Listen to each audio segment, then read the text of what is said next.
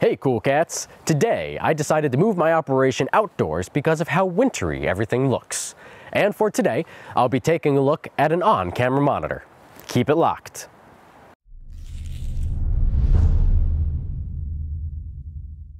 Sometime during the frolicking squirrel, chirping sparrow, and blossoming flower season of Earth's 2017 revolution around the sun, in accordance to the Gregorian calendar set forth in 1582 by Pope Gregory VIII, North Carolina-based company SmallHD brought into this world a new monitor. This is the Focus.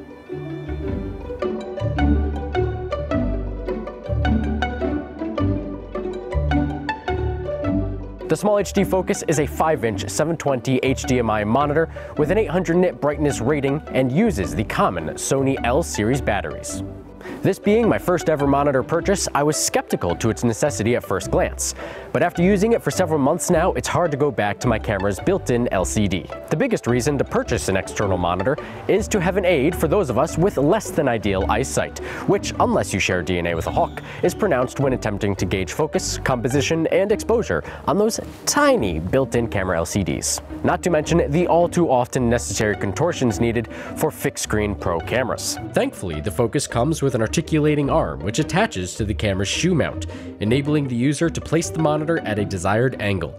This is especially helpful when I am in front of the camera filming on-screen narrations, to the side of the camera conducting interviews, or just for general purpose shooting. Now, if the bracket could swivel like the LCD on my C300, that would be perfect. The bracket also comes with a cold shoe mount to secure a lightweight microphone, such as this Rode Video Micro. The tension can be adjusted by a screw on the arm, and the entire assembly is easy to remove and install when needed. Mounting points can be found on the top, bottom, and side of the monitor, which can of course connect to a ball head or any accessory with a 1/4-20 screw. The 800 nit screen seems to be enough for most outdoor situations, and although I have not yet had the chance to test it during the brightest summer months, here it is next to my iPhone SE for a rough idea on a bright winter's day. Any further complaints can be made to Apollo, Olympian deity of music, poetry, archery, medicine, and of course the sun at 1 Mount Olympus Way, ancient Greece. In other weather-related regards, I am under no impression that this is waterproof or resistant in any way, so I have found that a small Ziploc bag easily fits over the top of the monitor and battery while still allowing access to the touchscreen. On a taptic note, the touchscreen is great, unless you value the nerves in your fingertips on a cold winter's day. Having an additional button to operate during adverse weather conditions would have been a nice feature. The operating system on the Focus has some great features, such as pinch to zoom, and the ability to quickly change settings and overlays, although I have noticed some lag during certain operations. To aid with focus acquisition, Focus Assist can be activated and adjusted to various intensities and colors, including a black and white background option. Audio meters can be turned on, and there's a headphone jack for audio monitoring. But perhaps my favorite feature is the waveform, a tool with which I've become accustomed to using on my C300 for judging accurate exposure. The monitor's accelerometer senses the orientation of the Focus, automatically adjusting the picture, which is a nice feature. Though plastic, the build quality seems sound. The Focus comes in at 6 ounces bare, 12.5 ounces with the battery, and just under 1 pound as a full kit. The screen is big enough to see, but small enough to fit inside any camera bag.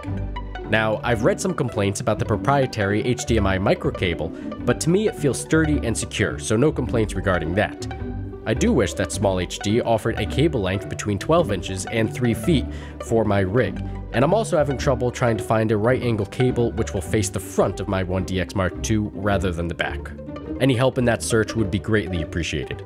The supplied battery is an Anton Bauer NP-F774 4400 mAh Sony L-style battery, which fits and balances nicely on the back of the monitor, and I have yet to run a battery dry during operation. On that note, I wish the battery status was displayed in percentage rather than volts. Not a big deal, but if there's a way to change this in the settings, let me know in the comments. One of the biggest selling features of the Focus is the ability to power itself and a camera with the Type L battery. I purchased the LP-E6 package, which includes a dummy battery, which provides power to my 70D through the Focus. And on top of all that, it's assembled right here in the good old USA, America. So would I recommend this monitor? Absolutely. For the price, it's a no-brainer for anyone looking to increase the visual ease and accuracy of camera operation. Now, on that conclusion, I'm going to go back inside. I hope you've enjoyed this quick review of the SmallHD Focus, and as usual, like, subscribe, and send comments via Carrier Dalmatian. Until next time, this is Alexander Calder Spinelli of Longbow Media, signing off. Catch you later, cool cats.